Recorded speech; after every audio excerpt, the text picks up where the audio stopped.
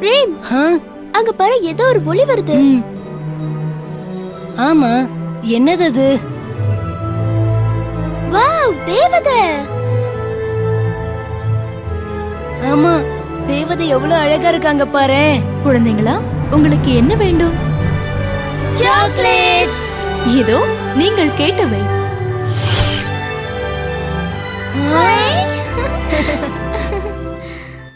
எல்லாம் சாப்பிட்டாச்சு. தேவதையே, உங்க கதைகள்ல நாங்க நிறைய கேட்டிருக்கோம். ஆனா இப்ப எங்களுக்கு ஒரு ஆசை. அந்த கதைங்களெல்லாம் நீங்களே எங்களுக்கு சொல்லணும். எங்களுக்கு மட்டும் இல்ல, இவங்களுக்கும் தான். சரி சரி, கண்டிப்பா. மிகப்பெரிய கூந்தல் அழகியான ராபன்சல் பத்தின கதைய நான் இப்ப உங்களுக்கு சொல்ல போறேன். ஒரு சிறிய கிராமத்தில் ஜானும் அவனது மனைவி நீலும் வாழ்ந்து வந்தனர். அவர்களுக்கு குழந்தையே இல்லாமல் இருந்தது. ஜான் வீட்டிற்கு பக்கத்தில் ஒரு அழகிய பூந்தோட்டம் இருந்தது. அதில் எல்கா என்ற ஒரு மந்திரவாதி தனியே வாழ்ந்து வந்தாள். ஒரு நாள் நீலுக்கு குழந்தை பிறக்கப் போவதாக தெரிந்தது. அன்று எல்காவின் தோட்டத்தில் விளைந்த ராப்பன்சல் செடியின் கீரையை பார்த்த நீலுக்கு, எனக்கு அந்த ராப்பன்சல் செடியின் கீரையை எடுத்து தருவீர்களா? ஜானுக்கு மனைவி மீது மிகுந்த பாசம். எல்காவின் தோட்டத்திற்குள் சென்று சிறிது கீரையை பறித்தான். அப்பொழுது, உனக்கு எவ்வளவு தைரியம் என் தோட்டத்திற்கு வந்திருப்பாய்? இதற்கு நிச்சயமாக தண்டனை அனுபவிக்க வேண்டும். ஜான் தன் மனைவியின் நிலைமையை எடுத்து கூறினான். தயவு செய்து என்னை மன்னித்து விட்டுவிடுங்கள். தினமும் எவ்வளவு கீரையை வேண்டுமானாலும் எடுத்துக்கொள்.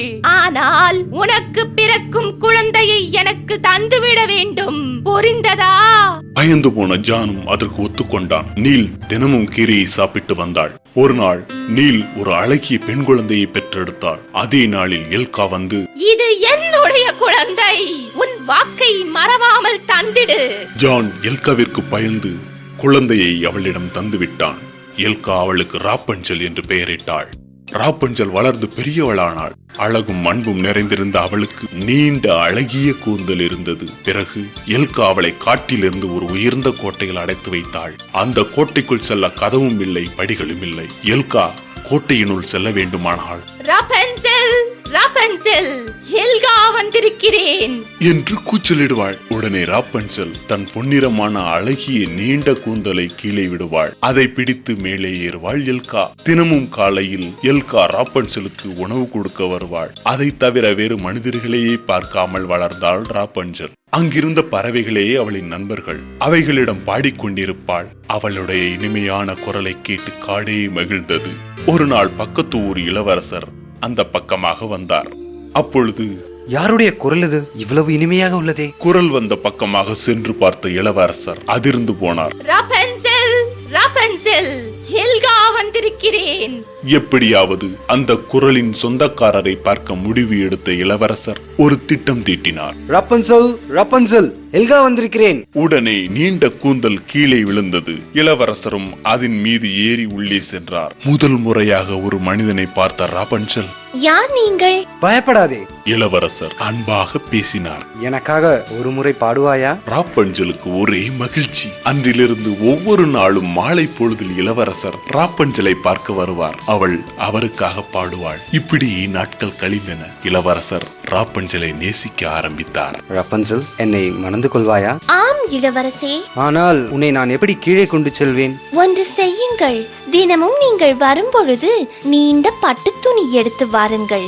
அதை பின்னி ஏணி போல் செய்து பிறகு அதில் நான் இறங்கி வருகிறேன். இளவரசரும் சம்மதித்தார். ஒரு நாள் எல்கா வழக்கம் போல காலையில் வராமல் மாலை பொழுதில் வந்தாள்.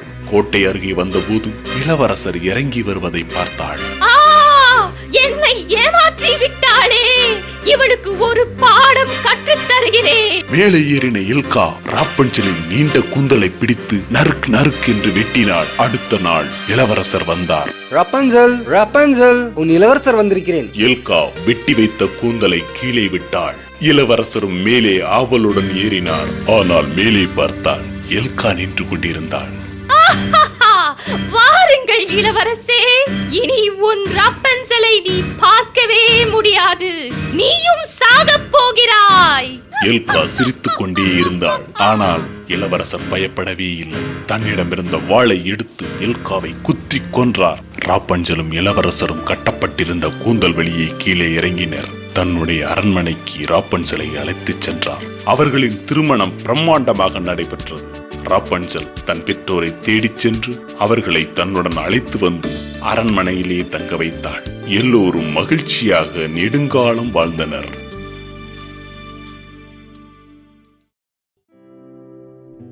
சூனியக்காரியின் பெயர் என்ன? Helga, gen Z, Cinderella, Jersey.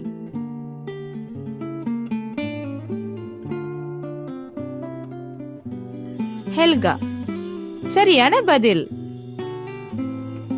இப்போ சிண்ட்ரெல்லா என்ற அழகிய சிறுமியின் கதையை பற்றி சொல்ல போறேன். எனக்கு கொஞ்சம் கொஞ்சம் தெரியும், இருந்தாலும் நீங்களே சொல்லுங்க.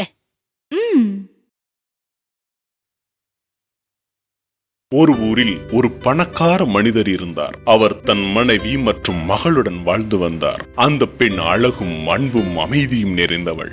ஒரு நாள் அந்த பெண்ணின் தாயார் இறந்து போனார். தன் மனைவி இறந்தவுடன் மறுமணம் செய்து கொண்டார் அந்த பணக்காரர். அவரது இரண்டாவது மனைவிக்கு அகத்தா, அலிசா என்று 2 மகள்கள் இருந்தனர். இருவரும் தன் தாயுடன் சேர்ந்து கொண்டு அந்த சிறு பெண்ணை கொடுமை செய்தனர். ஏய், இனிமேல் நீ வீட்டை எல்லாம் சுத்தம் செய்து துணி துவைத்து சமைத்து வைக்கணும். காலை முதல் இரவு நேரம் வரை எல்லா வேலைகளையும் செய்வாள். அதனால் எப்பொழுதும் முகத்திலும் ஆடையிலும் கரியாகவே இருக்கும். இதனால் அவளுக்கு சிண்ட்ரெல்லா என்று பெயரிட்டனர்.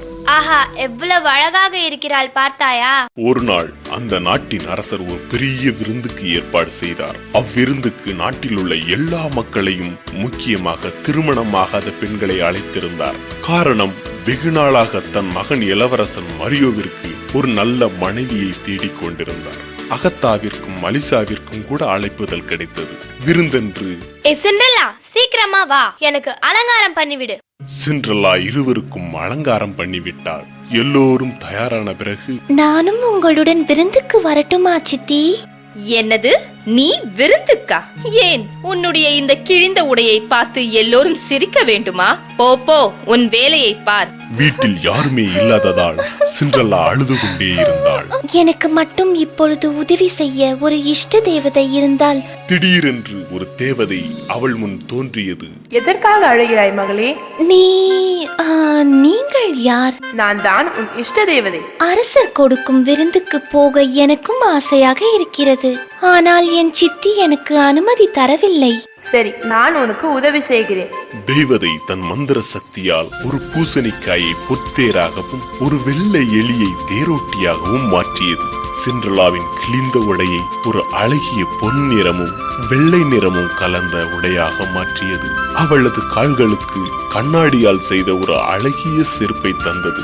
மகளே, நள்ளிரவு 12 மணிக்குள் நீ திரும்பிவிட வேண்டும். ஏனென்றால் 12 மணிக்கு மேல் நீ உன் பழைய நிலைக்கு மாறிவிடுவாய். நீங்கள் சொல்கிறபடியே செய்கிறேன். விருந்தில் இளவரசன் மரியோவிற்கு எந்த பெண்ணையுமே பிடிக்கவில்லை. அப்பொழுது தேவதை போல் வந்த சிண்ட்ரெல்லாவை பார்த்தான். உடனே அவளுடன் நடனமாட ஆரம்பித்தான். சிண்ட்ரெல்லாவிற்கும் மரியோவிற்கும் நேரம் போனதே தெரியவில்லை. அப்பொழுது கடிகாரம் 12 மணி அடிக்க ஆரம்பித்தது. சிண்ட்ரெல்லா அதிர்ந்து போனாள். உடனே ஓட ஆரம்பித்தாள். வழியில் தன் கண்ணாடி செருப்பு ஒன்றை தவறவிட்டாள். இதை கண்ட இளவரசன் மரியோவும் மிகுந்த கவலையுற்றான். இதை வைத்து எப்படியாவது அந்த அழகியை கண்டுபிடிக்க வேண்டும். அடுத்த நாள் மரியோ காவலர்களுடன் ஊரில் இருந்த எல்லா வீடுகளுக்கும் சென்று அந்த செருப்பு யாருக்கு பொருந்தும் என்று சோதிக்க ஆரம்பித்தார். ஆனால் அது யாருக்குமே பொருந்தவில்லை. கடைசியாக சிண்ட்ரெல்லாவின் வீட்டிற்கு வந்தனர். நான் போடுகிறேன். சிறிதாக இருக்கிறதே. அப்படின்னா இது உங்களுடையதல்ல. முயற்சி செய், விட்டு விடாதே. அம்மா, இது எனக்கு பெருசாக இருக்கே. எப்படியாவது உள்ளே தள்ளு அலிசா. உங்கள் வீட்டில் வேறு யாராவது இருக்கிறார்களா? இல்லையே, எனக்கு 2 பெண்கள் தான். திரைக்கு பின்னாடி நின்று கொண்டிருந்த சிண்ட்ரெல்லா, நான் இருக்கிறேன், நான் போட்டு பார்க்கலாமா? தாராளமாக. சிண்ட்ரெல்லா அந்த கண்ணாடி செருப்பை அணிந்தாள். அவளது அழகிய கால் அதில் சரியாக பொருந்தியது. தன் பையில் இருந்த மற்றொரு கண்ணாடி செருப்பை எடுத்து அடுத்த காலுக்கும் போட்டாள். மரியோ இப்பொழுது சிண்ட்ரெல்லாவை கண்டுகொண்டான். உன்னை கண்டுபிடிக்க மாட்டேனோ என்று பயந்தேன். என்னை திருமணம் செய்து கொள்வாயா? சிண்ட்ரெல்லா சம்மதித்தாள். அரண்மனையில் ஒரு பெரிய திருமண விழா நடைபெற்றது. சிண்ட்ரெல்லாவும் மரியோவும் மிகுந்த மகிழ்ச்சியுடன் வாழ்ந்தனர். சிண்ட்ரெல்லாவின் சகோதரிகளின் பெயர்கள் என்ன? அகாதா மற்றும் அலீல், அகாதா மற்றும் மாட்ரா, அகாதா மற்றும் ஜெனி, அகாதா மற்றும் ஜென்சி.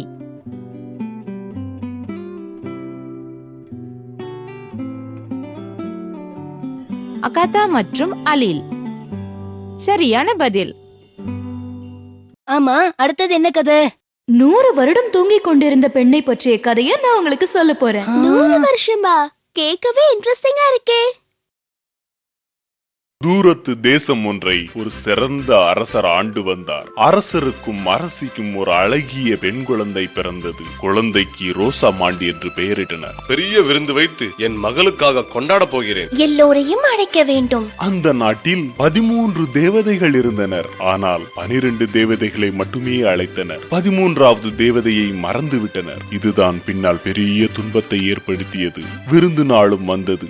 அன்று 12 தேவதைகளும் வந்து குழந்தையை ஆசீர்வதித்தனர். நீ சிறந்த அழகியாக இருப்பாய், அன்பும் பாசமும் உள்ளவளாக வளருவாள்.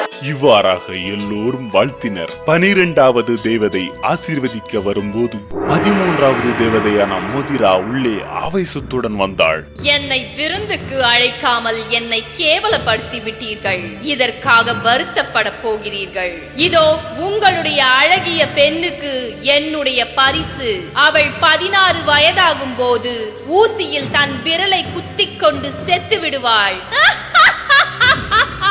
எல்லோரும் சோகத்தில் ஆழ்ந்தனர். நாங்கள் என்ன செய்வோம்? மோதிராவின் சாபத்தை முழுவதுமாக என்னால் மாற்ற முடியாது. 16 வயதில் தன் விரலை ஊசியில் குத்திக் கொள்வாள். ஆனால் சாக மாட்டாள். நீண்ட ஆழ்ந்த நித்திரை அடைவாள். ஒரு அன்பு உள்ளம் கொண்ட இளவரசரால் அவளை கண்டுபிடிக்கும் பொழுது சாபம் நீங்கி அவள் மீண்டும் உயிர் பெறுவாள். அரசரும் அரசியும் தேவதைக்கு நன்றி தெரிவித்தனர். அரசர் காவலாளிகளை அழைத்து இந்த நாட்டில் உள்ள எல்லா ஊசிகளையும் எரித்து விடுங்கள். வருடங்கள் கழிந்தன. ரோசம்மான் வளர்ந்து பெரியவளானாள். தேவதைகள் வாழ்த்திய மாதிரியே அழகும் அறிவும் பண்பும் நிறைந்தவளாக இருந்தாள். அவளது 16வது வயதில் அரண்மனையை சுற்றி பார்த்து கொண்டிருந்தாள். அப்பொழுது ஒரு சிறிய அறையை பார்த்தாள். உள்ளே ஒரு வயதான பெண் கைராட்டினம் வைத்து நூல் கோர்த்து கொண்டிருந்தாள். என்ன செய்து கொண்டிருக்கிறீர்கள்? நான் நூல் கோத்துக் கொண்டிருக்கிறேன் மகளே. நீ செய்து பார்க்கிறாயா? இதற்கு முன்பு நான் பார்த்ததே இல்லையே. சரி, கொடுங்கள் பார்க்கலாம். ரோசாமான் ஊசியை தொட்டதும் அது அவளது விரலை குத்தியது. உடனே அவள் நித்திரை அடைந்தாள். அந்த வயதான பெண்மணி வேறு யாரும் இல்லை, அது மோதிராதான். ரோசமான் உறங்க ஆரம்பித்தவுடன் அரண்மனையில் உள்ள யாவரும் தூங்க ஆரம்பித்தனர். எல்லாம் முடிந்தது. அரண்மனையை சுற்றி ரோஜா செடி புதர் வளர்ந்தது. அது அப்படியே அரண்மனையை மூடியது. 100 வருடங்கள் கழிந்தன. ஒரு நாள் பக்கத்து நாட்டு இளவரசன் ஈவான் அந்த பக்கமாக வந்தான். புதருக்கு வெளியே தெரிந்த கோட்டையை பார்த்து அதனுள் செல்ல தன் வாளை எடுத்து செடியை வெட்ட முயன்ற போது செடி விலகி தானாக பாதை தெரிந்தது. அரண்மனையின் உள்ளே சென்ற போது எல்லோரும் தூங்கிக் கொண்டிருப்பதை பார்த்து அதிர்ந்தான். கடைசியில் ஒரு சிறிய அறையினுள் சென்றான். அங்கு ரோசமான் உறங்கிக் கொண்டிருப்பதை பார்த்து, என்ன அழகு! இவ்வளவு அழகான பெண்ணை இதுவரை நான் பார்த்ததே இல்லை. குனிந்து கன்னத்தில் முத்தம் கொடுத்தான். உடனே சாபம் நீங்கி ரோசமான் கண் திறந்து பார்த்தாள். என்ன ஆச்சு? நீங்கள் யார்? என் பெயர் இவான். நான் பக்கத்து நாட்டு இளவரசன். இதே நேரத்தில் அரண்மனையில் எல்லோரும் கண் விழித்தனர். அரசனும் அரசியும் தங்கள் மகளைக் கண்டு ஆனந்தம் அடைந்தனர். என் மகள் மீது இருந்த சாபத்தை நீக்கிவிட்டீர்கள். அரசர் நடந்த யாவையும் ஈவானிடம் கூறினார். உண்மையான அன்புதான் இந்த சாபத்தை நீக்கும் என்று சொல்லியிருந்ததை போல ரோசாமாண்ட், உனக்கு உண்மையான அன்புள்ளம் கிடைத்துவிட்டது. ரோசாமாண்டுக்கும் ஈவானுக்கும் திருமணம் நடைபெற்றது. எல்லா தேவதைகளும் வந்து வாழ்த்தினர். அரண்மனை மீண்டும் ஒரு பெரிய விழா கோலம் பூண்டது. எந்த பொருளால் இளவரசியின் விரலில் குத்தப்பட்டது? ஈட்டி, ஊசி, கத்தி, குச்சி.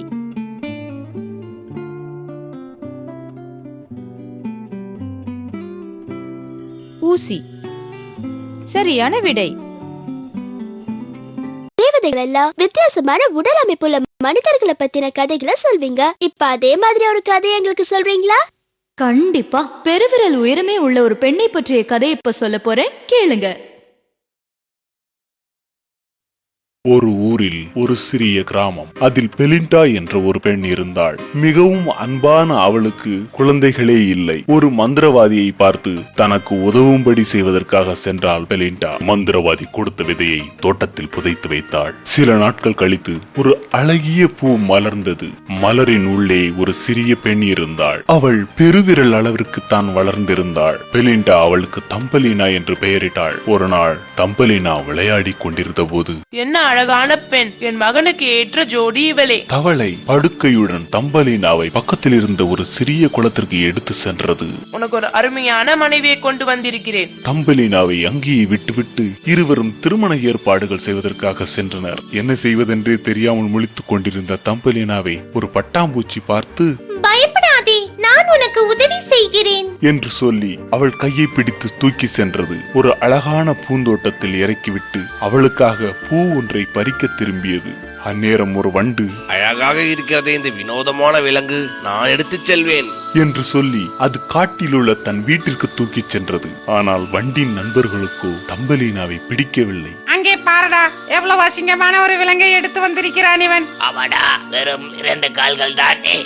வண்டு தம்பலினாவை அப்படியே விட்டுவிட்டு பறந்து விட்டது. காட்டில் தனியாக சுற்றித் திரிந்தாள். அப்பொழுது ஒரு கல் தடுக்கி கீழே விழுந்தாள். யாரது? ஒரு வயதான எலி வெளியே எட்டி பார்த்தது. குளிரில் வெளியே இருக்க கூடாது, என்னுடன் வா. தன் வீட்டிற்குள் அவளை அழைத்து சென்றது.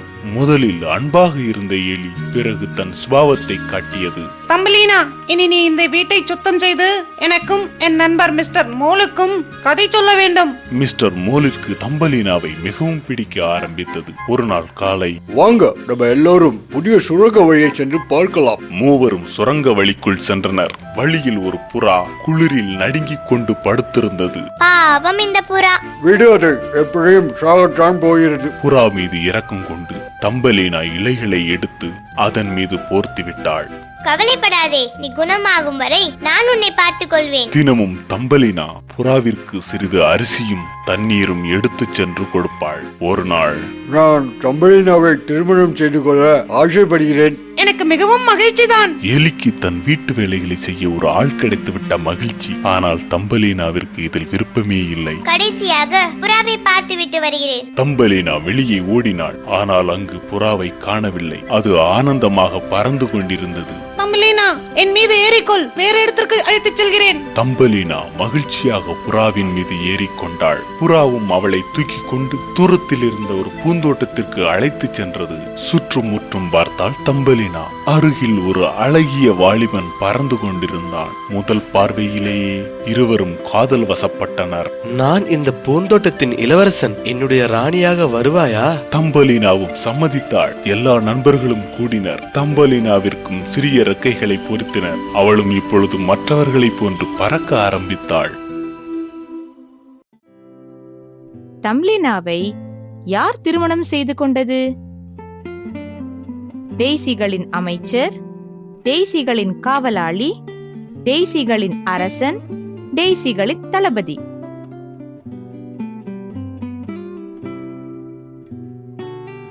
டெய்சிகளின் அரசன். சரியான பதில். அடுத்து பொம்மைக்கு உயிர் வந்த கதை, பினோக்கியோ என்ற பொம்மையின் கதைய சொல்ல போறேன். பல வருடங்களுக்கு முன்பு ஜெபட்டோ என்ற ஒரு ஏழை மனிதர் இருந்தார். மரப்பொம்மைகள் செய்து சிறுவர்களுக்கு கொடுத்து மகிழ்வார். காரணம், அவருக்கு துணை யாருமே இல்லை.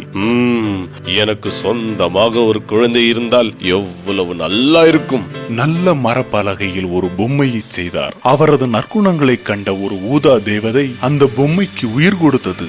ஆஹா, என்ன ஆச்சரியம்! உனக்கு பினோக்கியோ என்று பெயரிடுகிறேன். சில நாட்கள் கழிந்தன. ஜெபட்டோ தன் மகனை பள்ளிக்கூடத்திற்கு அனுப்ப விரும்பினார். அவரிடம் இருந்த ஒரே சட்டையை விற்று பினோக்கியோவிற்கு ஒரு புத்தகம் வாங்கி கொடுத்தார். இனி நீ பள்ளிக்கூடத்திற்கு போக வேண்டும். அப்பொழுதுதான் நீ உண்மையாகவே மனிதன் போல வாழ முடியும். நான் போய் வருகிறேன் அப்பா. வழியில் ஒரு தந்திரமான நரியை சந்தித்தான் பினோக்கியோ. நிஜமான பசங்க எல்லாம் பள்ளிக்கூடம் போக மாட்டாங்க குட்டி பயலே. அவங்க எல்லோரும் ரன்வே தீவிற்கு தான் போவாங்க. அங்கே வெறும் ஆட்டம் பாட்டம் கொண்டாட்டம் தான். உனக்கு அதற்கு டிக்கெட் வேண்டுமா? ஆனால் என்னிடம் பணம் இல்லையே. அதனால் என்ன, உன் புத்தகத்தை தா. பினோக்கியோ மகிழ்ச்சியாக புத்தகத்தை கொடுத்து டிக்கெட் வாங்கி கொண்டான். அப்பொழுது ஊதா நிற தேவதை அங்கே தோன்றினாள். பினாக்கியோ, நீ பள்ளிக்கூட போகவில்லையா? நான் போகிறேன் தேவதையே. பொய்யை சொன்னதும் பினோக்கியோவின் மூக்கு நீளமாகியது. அது நிற்காமல் நீளமாகி கொண்டே இருந்தது. பினோக்கியோ அழ ஆரம்பித்தான். நீ பொய் சொல்லும் போதெல்லாம் உன் மூக்கு இப்படித்தான் நீளமாக வளரும். என்ன மன்னிச்சுக்கோ தேவதையே, இனி நான் பொய் சொல்ல மாட்டேன். அதை நம்பி தேவதை அவனது மூக்கை சரி செய்தாள். ஞாபகம் இருக்கட்டும் பினாக்கியோ, ரன்வே தீவிற்கு நீ போக வேண்டாம். அது ஆபத்தானது. நீ அங்கே போனால் கழுதையாக மாறிவிடுவாய். ஆனால் பினோக்கியோ தன் தந்தை பற்றியோ தேவதை பற்றியோ கவலைப்படவில்லை. நேராக ரன்வே தீவிற்கு ஓடினான். அங்கு எங்கே பார்த்தாலும் விளையாட்டும் சாக்லேட்டும் கொட்டி கிடந்தது. ஒரு நாள் முழுவதும் விளையாடி களைப்பானான் பினோக்கியோ. அங்கிருந்த ஒரு குளத்தில் தண்ணீர் குடிக்க குனிந்த போது தன் நிழலை தண்ணீரில் பார்த்தான். இது நான் இல்லையே, என்னாச்சு எனக்கு? பினோக்கியோவிற்கு கழுதை காதும் வாளும் வளர்ந்திருந்தது. எனக்கு யாராவது உதவி செய்யுங்கள். மீண்டும் ஊதா நிற தேவதை அங்கு தோன்றினாள். முட்டாள் பொம்மையே, நான் தான் முன்பே சொன்னேனே இந்த இடம் ஆபத்தானது என்று. போ, சீக்கிரம் போய் உன் அப்பாவை தேடி கண்டுபிடி. தேவதை தன் மந்திர சக்தியால் பினோக்கியாவின் காதுகளை சரி செய்தாள். வாளையும் மறைத்து விட்டாள். பினோக்கியோ தன் தந்தை இருந்த இடத்திற்கு ஓடி வந்தான். ஜெபட்டோ பினோக்கியோவை தேடி கடலில் போய் கொண்டிருந்தார். ஆனால் படகு கவிழ்ந்து தண்ணீரில் விழுந்தார். நீந்த தெரியாமல் தவித்தார். எதை பற்றியும் கவலைப்படாமல் தன் தந்தையை காப்பாற்ற தண்ணீரில் குதித்தான் பினோக்கியோ. பிறகு இருவரும் கரை சேர்ந்தனர். இப்பொழுது புரிகிறதா பினாக்கியோ? உண்மையான மனிதன் என்றால் மற்றவர்களை நேசிக்கவும் அன்பு காட்டவும் தெரியணும். உன்னுடைய உண்மையான அன்பு உன்னை மனிதனாக மாற்றிவிட்டது. ஆமா, பினோக்கியோ இப்பொழுது மரத்தினால் செய்த பொம்மை அல்ல, சதையும் ரத்தமும் நிறைந்த முழு மனிதனாக மாறிவிட்டான். என் ஆசை நிறைவேறிவிட்டது. தன் தந்தையுடன் மகிழ்ச்சியாக வாழ்ந்தான்.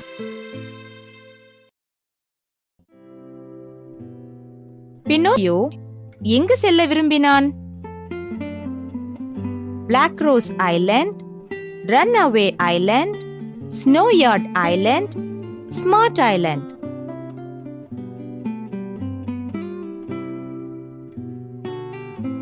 Run away island. Very well.